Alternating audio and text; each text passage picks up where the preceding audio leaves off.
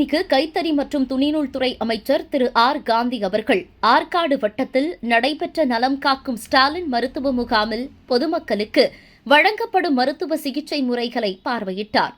மாண்புமிகு கைத்தறி மற்றும் துணிநூல் துறை அமைச்சர் திரு ஆர் காந்தி அவர்கள் ஆற்காடு அரசு பெண்கள் மேல்நிலைப் பள்ளியில் மருத்துவ மற்றும் மக்கள் நல்வாழ்வுத்துறையின் சார்பாக நடைபெற்ற நலம் காக்கும் ஸ்டாலின் சிறப்பு மருத்துவ முகாமில் பொதுமக்களுக்கு வழங்கப்படும் மருத்துவ சிகிச்சைகளை பார்வையிட்டு பொதுமக்களிடம் நலம் விசாரித்தார். இந்நிகழ்ச்சியில் மாவட்ட ஆட்சித்தலைவர் முனைவர் ஜேயு சந்திரகலா இஆபா அவர்கள் தலைமை தாங்கினார். ஆற்காடு சட்டமன்ற உறுப்பினர் திரு ஜேஎல் ஈஸ்வரப்பன் அவர்கள் முன்னிலை வகித்தார்.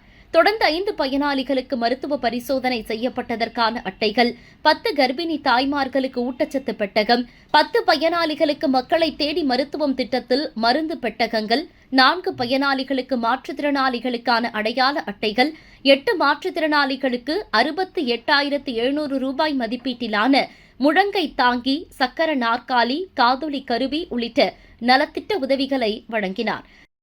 இம்முகாமில் முகமது சயூப் எனும் மாற்றுத்திறனாளி குழந்தை மனு வழங்கிய உடனடியாக மாற்றுத்திறனாளிகள் நலத்துறை சார்பில் நடவடிக்கை மேற்கொள்ளப்பட்டு ரூபாய் 18,000 மதிப்பீட்டிலான சக்கர நாற்காலியினை அமைச்சர் அவர்கள் வழங்கினார்.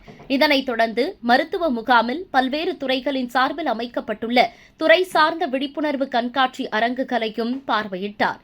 தொடர்ந்து பொதுப்பிரிவு பரிசோதனை, மருத்துவ பரிசோதனை மையம், ஆண்கள் பெண்கள் ஸ்கேன், தனித்தனியாக அமைக்கப்பட்டுள்ள மையம், காது மூக்கு தொண்டை பிரிவு, கண் சிகிச்சை பிரிவு, இருதய சிகிச்சை பிரிவு, நரம்பியல் சிகிச்சை பிரிவு, பல் மருத்துவ பிரிவு, சுவாச மண்டல பிரிவு ஆகியவைகளையும் பார்வையிட்டார்.